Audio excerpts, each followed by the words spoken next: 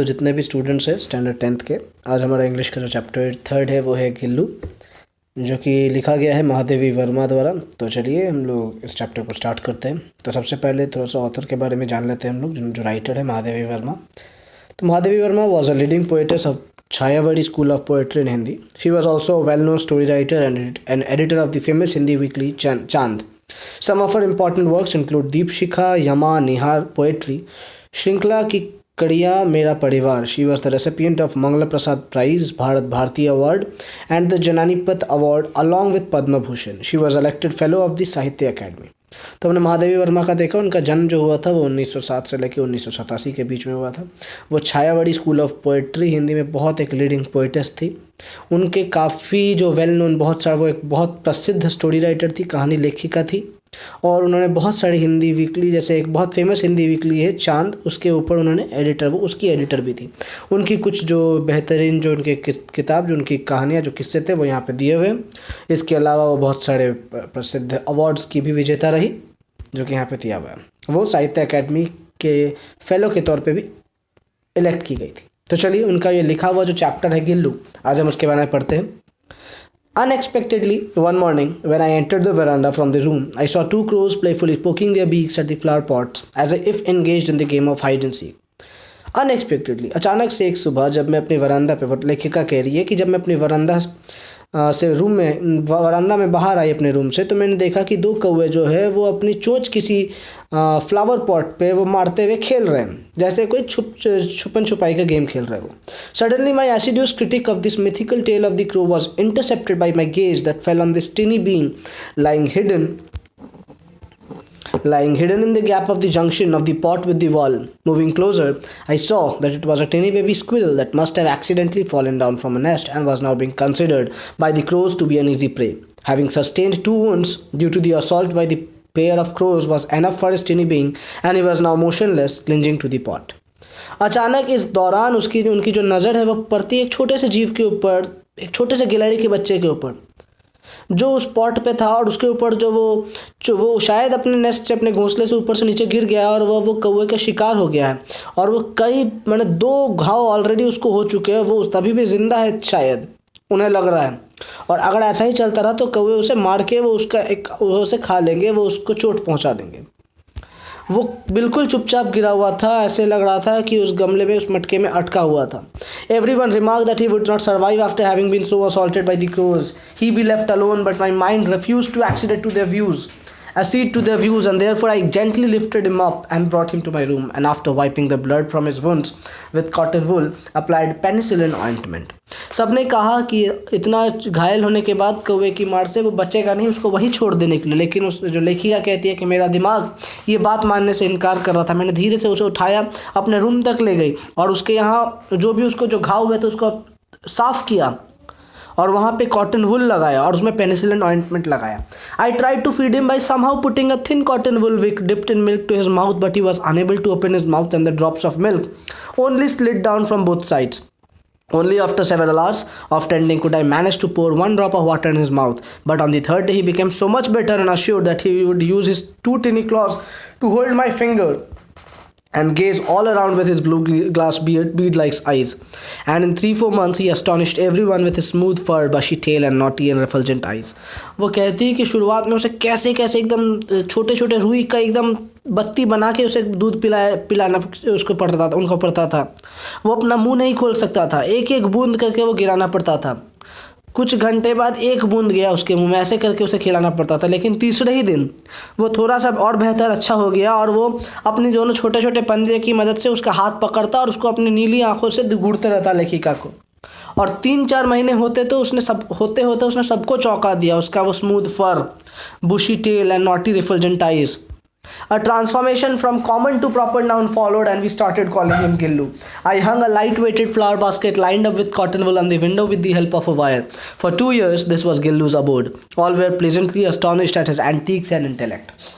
ये जो उनका ट्रांसफॉर्मेशन था, जो बदलाव था, एक कॉमन, यहाँ पे अगर देखा जाए तो कॉमन नाउन, यानी वह गिलहरी का बच्चा से गिल्लू बना, उसको एक प्रॉपर नाउन, उसको एक नाम मिला। उन्होंने जो लेखिका थी उन्होंने उसका नाम गिल्लू रखा। आई हंग अ लिटिल बिट, उन्होंने एक फ्लावर बास्केट अपने कॉटन वुल के साथ अपने खिड़की के पास लटका दिया, जिसपे उसका आशियाना था करीबन 2 साल के लिए। और सब उसका चतुराई से उसको देख के चौंकते। When I would sit down to write, he would be seized by such an acute desire to attract my attention that he devised a novel way of doing it. He would venture close to my feet so swiftly up the curtains and descend with the same breakneck speed. This sequence would continue till the time I got up to catch him. On some occasion, I used to hold Gillu and put his teeny body in a long envelope. Sometimes he would continue to stand on the table, leaning against the wall in such an amazing condition for hours and watch my activities with his radiant eyes. धीरे धीरे वो इतना बदमाश हो चुका था, इतना playful था। जैसे ही लेखिका लिखने को बैठती थी, वो अपने एक्टिविटी से उसका ध्यान आकर्षित करना चाहता था, और उसने उसके लिए एक बहुत ही अच्छा वे निकाल लिया था। वो क्या करता, उनके पैर के पास जाता, वहाँ से दौड़ते हुए जाता, पर्दे पे चढ़ता, फिर वहाँ से उतरता ससरता, और ये वो एक्टिविटी तब तक करते रहता जब तक लेखिका उठ के उसे वापस पकड़ने नहीं दौड़ती। कुछ ऐसा समय होता जब वो उसे पकड़ने के लिए वो उसको पकड़ के क्या करती, उसे एक बड़े लिफाफे में रख देती गिल्लू को। और कुछ कभी कभी गिल्लू ऐसे उसके टेबल के पास दीवार पे झुक के खड़ा होता जैसे वो घंटों घंटों तक लेखिका को उसका काम करते हुए देखते रहता था। बीच में जो भी क्वेश्चन आंसर आएंगे आप उसको चैप्टर्स वाइज, जहाँ तक जैसे हम लोग पढ़ते हैं पैराग्राफ वाइज, उसके हिसाब से यहाँ पे क्वेश्चंस दिए हुए रहते हैं। आप लोग उस क्वेश्चंस को देखें, समझे, बनाने की कोशिश करें। कहीं भी अगर आपको दिक्कत हो तो आप ज़रूर यहाँ पे कमेंट करें, हम आपका जवाब, अपने टेलीग्राम ग्रुप को आप ज्वाइन करें, वहाँ पे हम आपको जवाब दे देंगे। जो भी ये वीडियो देख रहे हैं, मैं आपसे गुजारिश करूँगा कि आप इस वीडियो को लाइक करें, इस चैनल को सब्सक्राइब करें, अपने दोस्तों में से शेयर करें। अभी आपका एग्ज़ाम जो 10th के जो भी स्टूडेंट्स हैं, इस समय अगर देखा जाए तो आपका एग्ज़ाम्स बहुत ही नज़दीक है। मैं कोशिश करूँगा कि इस दौरान आपके सारे जो इंग्लिश के प्रोसेस है वो हम ख़त्म कर दें, जो अगर चैप्टर्स है वो हम ख़त्म कर दें। अगर जितनी हो सके हम उतना ज़्यादा से ख़त्म कर देंगे। लेकिन आप जो भी वीडियो हमारा देख रहे हैं, आप इसे ज़रूर लाइक करें, एक बार सब्सक्राइब करें, बेल आइकन प्रेस करें, और अगर कहीं भी आपको कन्फ्यूजन हो तो आप ज़रूर हमारे कमेंट बॉक्स में से ड्रॉप करें। तो आगे चलते हैं। When hungry, he would inform me by twittering chick chick, and after having received some biscuits or kaju, I wondered, with the twittering of a chick chick, what transpired between him and the other squirrels that were often spotted near the wire-meshed window. Seeing Gillu sitting near the window and affectionately peering at the world outside made me realize that it was necessary to set him free. वो जब भी भूखा होता वो एक चिक चिक करके एक आवाज़ निकालता और फिर उसको एक काजू या बिस्किट दे देती थी लेखिका। और लेखिका ये सोचती भी थी कि उसका जो चिक चिक आवाज़ या खिड़की के पास बैठ के बाकी गिलहरियों से बात करना, ये देख के वो चौंकती और वो सोचती, जैसे जैसे गिल्लू बाहर की दुनिया को देख रहा है, उससे लेखिका को ये समझ में आया कि गिल्लू को खुला छोड़ना चाहिए। By removing some nails, I made a small opening in a corner of the wire mesh, and on being able to go out from this opening, Gillu was thrilled to be liberated. उन्होंने क्या किया, अपनी जो खिड़की की जो वहाँ पे जो तार का जो ये था, जो घेराव था, उसको हल्का सा उठाया और गिल्लू के निकलने के लिए एक जगह बना दिया वहाँ पे, ताकि गिल्लू वहाँ से निकल सके। और गिल्लू जैसे ही उसको ये जगह मिला तो वो आज़ाद होकर खुश था। Due to my important papers and letters, my room used to remain locked in my absence. The moment the room was opened on my return from college and I stepped in, Gillu would rush onto me and climb up and down from my head to toe. Since then, this had become a regular practice. On my leaving the room, Gillu would also make an exit through the wire mesh opening of the window. He would spend the whole day with his lot jumping and prancing up and down the branches. तो वो लेखिका कहती है कि अब जैसे ही वो खोजा तो गिल्लू के लिए भी हो गया कि जैसे ही लेखिका बाहर किसी काम से जाती और तो गिल्लू ठीक उसी वक्त वहाँ से निकल जाता, और जैसे ही लेखिका वापस लौट के आती अपने काम से, कॉलेज से वापस लौट के आती, गिल्लू वहाँ से दौड़ के आता और उसके ऊपर चढ़ता, खेलना कूदना शुरू कर देता था, और ये उसका रूटीन बन चुका था। I have several pet animals and birds and all of them are quite fond of me, but I don't remember any of them daring to eat from my plate. वो लेखिका कहती कि उनके पास बहुत सारे पालतू जानवर, पक्षियाँ थी, और वो सब बहुत उनके प्यारे लगाव वाले जानवर जीव थे, लेकिन उन्हें ये याद नहीं कि किसी भी जानवर ने उनके प्लेट से कभी कोई सामान उठा के खाया हो। Gillu was an exception. The moment I would reach the dining room, he would emerge from the window, cross over the courtyard wall and the veranda, reaching the table and would want to sit in my plate. With great difficulty, I taught him to sit close to my plate. His favorite food was kaju, and when not available for several days, he would refuse other food items and threw them down from the swing. लेकिन ये जो गिल्लू था वो उनके बगल में बैठ के वो खाता, वो उनको मतलब वो जैसे ही खाने बैठती वो खिड़की से दौड़ के आता, कहीं भी रहता वो चला आता और टेबल के बगल में आके सीट बैठ जाता, तो और प्लेट के ऊपर ही आके बैठ जाता। बहुत ही मुश्किल से लेखिका कहती है कि उन्होंने उसको प्लेट के ऊपर नहीं, प्लेट के बगल में बैठना सिखाया। और क्योंकि उसका फेवरेट फूड काजू था तो वो हमेशा काजू खाता था, और अगर कभी किसी लगातार दिन उसे अगर काजू नहीं मिलता तो वो बाकी अन्य कोई भी फूड आइटम्स खाने से मना करता। Around that time, being injured in a motor car accident, I had to spend some days in the hospital. Those days, whenever my room was open, Gillu would rush down from his swing, but on seeing somebody else, he would, with the same alacrity, scuttle back to the sit in his nest. Everyone would offer him kaju, but when I cleaning up his swing on my returning from the hospital, I discovered it was full of kaju, which only showed how little he was eating his favorite food those days.